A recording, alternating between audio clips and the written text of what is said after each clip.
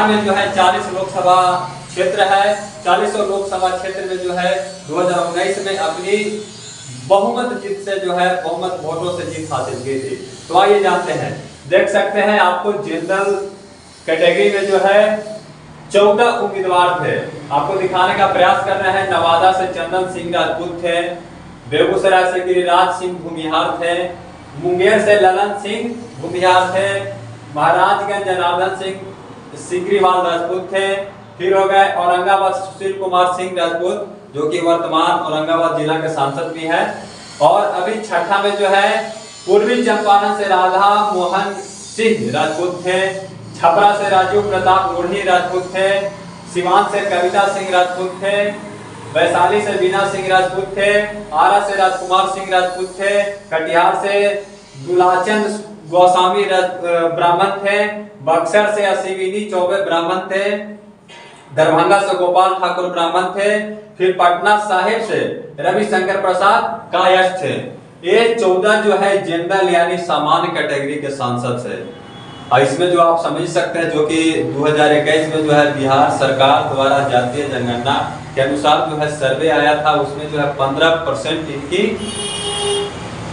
जनसंख्या है, परंतु इनकी जो है 40 लोकसभा आता है।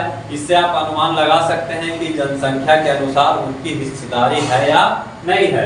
और बाकी चलते हैं ओबीसी में, देख सकते हैं वाल्मीकि नगर सुनील कुमार कुशवाहा, पूर्णिया से संतोष कुमार कुशवाहा से थे, काराकाट से महाबली सिंह कुशवाहा से थे, मधुबनी से अशोक यादव ओबीसी थे, मधेपुरा दिनेश चंद यादव थे, पाटलिपुत्रा नाम की पाल यादव थे, बांका से गिरिधारी यादव थे, उजियापुर से नित्यानंद यादव थे, नालंदा से कौशलेंद्र कुमार कुर्मी थे, पश्चिमी चंपारण संजय जायसवाल बनिया थे। ये आपको ओबीसी के कैटेगरी में आते हैं, जो कि प्रधानमंत्री जी भी इस बार कुछ दिन पूर्व भाषण में जो है अपने भाषण में कहा कि हम भी जो है ओबीसी के श्रेणी में आते हैं। अब आते हैं ओबीसी का विसिवान में, भागलपुर से अजय मंडल धानुक थे, झंझारपुर से जो है रामप्रीत मंडल धानुक थे, मुजफ्फरपुर से अजय निषाद मल्लाह थे, जहानाबाद चंदेश्वर सिंह कदार थे, शिवहर से रमा देवी कलवार थे, अररिया से प्रदीप सिंह गंगे थे, सुपौल से दिलेश्वर कामत केपट थे, और एक है सीतामढ़ी सुनील कुमार तेली थे। तो अब जानते हैं एक अल्पसंख्यक के श्रेणी आता है। अल्पसंख्यक के श्रेणी में खगड़िया से मोहम्मद महबूद अली, किशनगंज से मोहम्मद जावेद, ये दो अल्पसंख्यक के श्रेणी में आते हैं, इनका भी सांसद है।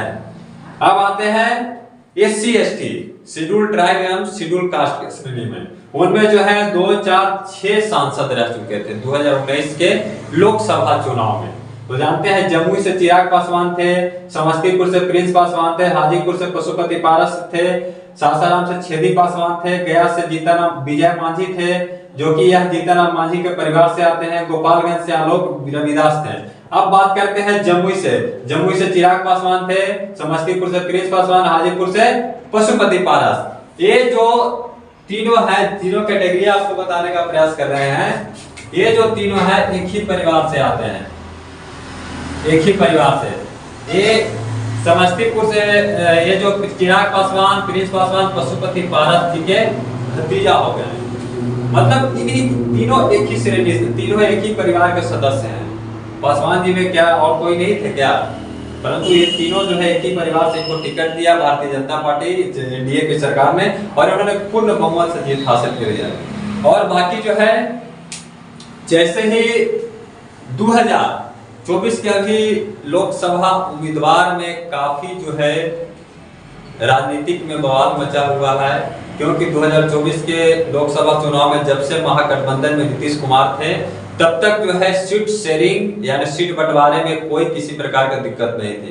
और जब से महागठबंधन छोड़कर जैसे ही पलटी मारते हैं नीतीश कुमार जी NDA की तरफ, तब से जो है लोकसभा के सीट बंटवारे को लेकर काफी जो है बैठक हुई, काफी अभी तहलका मचा हुआ, क्योंकि इसमें जो है पशुपति पारसनाथ जी परसों ही जो कैबिनेट मंत्री से जो है इस्तीफा देते हैं, क्योंकि उन्हें अपने एक सीट से जो है नहीं उन्हें संतावना, हमें 2 सीट चाहिए। 2 सीट के 1 सीट से उनको चाहिए तो, लेकिन हाजीपुर का सीट चाहिए। उधर चिराग पासवान जी कहते हैं कि हमें हाजीपुर का सीट है, हाजीपुर से चिराग पासवान को मिला है। वहां पे लोजपा से दावा ठोकी है एनडीए की सरकार ने। परंतु इस बार क्या होता है आप सभी जरूर बताएंगे, क्योंकि महागठबंधन की वो भी अपनी भूमिका निभा रहे हैं कि इस बार जो है 40 को 40 सीट जो है बिहार में अब की मेरी बार होगी। बाकी जो जैसे ही लिस्ट आता है 2024 के लोकसभा उम्मीदवार का आपके सामने पेश करूंगा। बाकी यह मेरा जो है कैसा प्रयास रहा आप सभी जरूर बताएंगे।